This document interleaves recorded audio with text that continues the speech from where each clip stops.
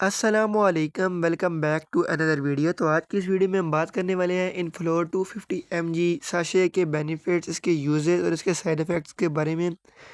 इस 2 मिनट की वीडियो के अंदर मैं आपको उसके फ़ायदे भी बताऊंगा, नुकसानात भी बताऊंगा, तरीका इस्तेमाल ही बताऊंगा, किस चीज़ों के लिए इस्तेमाल करवाया जाता है, क्या क्या फ़ायदे हैं, क्या क्या नुकसानात है। वीडियो तो स्टार्ट करने से पहले आप सब बहन भाइयों से मेरी एक छोटी सी रिक्वेस्ट है, अगर आपको मेरी वीडियो पसंद है तो वीडियो को लाइक करना, चैनल को सब्सक्राइब कर देना और बेल आइकन को प्रेस कर देना ताकि मेरी हर नए आने वाली वीडियो आप तक ईजिली पहुँच सके।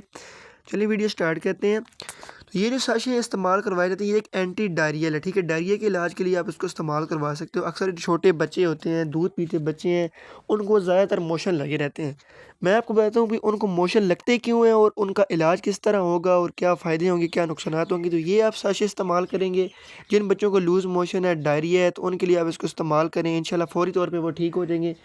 अक्सर मोशन की वजह ये होती है अक्सर जो दूध होता है उसके अंदर जो विटामिन की कमी होती है, ठीक है, उसके अंदर जो है विटामिन सही से नहीं होता और वो जब अंदर मैदे के अंदर जाता है, बच्चे के मैदे के अंदर, तो वो इन्फेक्शन के साथ फाइट नहीं कर सकता और फिर उसको लूज़ मोशन लग जाते हैं और फिर बच्चे बीमार हो जाते हैं। तो ये जो इनफ्लोर 250 mg साशे हैं, ठीक है, ये इसका जो है इस्तेमाल है, ये क्या काम करते हैं, ये जाके अंदर एनर्जी पैदा करते हैं विटामिन D3 की और उसकी वजह से फिर आपकी लूज़ मोशन भी ठीक हो जाते हैं और बच्चों को लूज़ मोशन लगते भी नहीं है, ठीक है।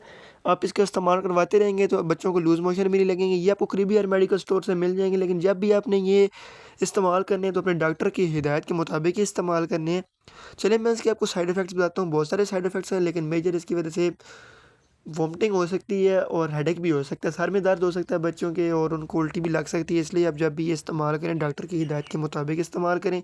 ये थी आज की वीडियो। उम्मीद करता हूँ आपको मेरी वीडियो पसंद आई होगी। इंशाल्लाह मिलते हैं अगली वीडियो के अंदर। इतनी देर अपना ख्याल रखिएगा। वीडियो को लाइक करना, चैनल को सब्सक्राइब करना और बेल आइकन को प्रेस करना ना भूलिएगा। अल्लाह हाफिज़, टेक केयर।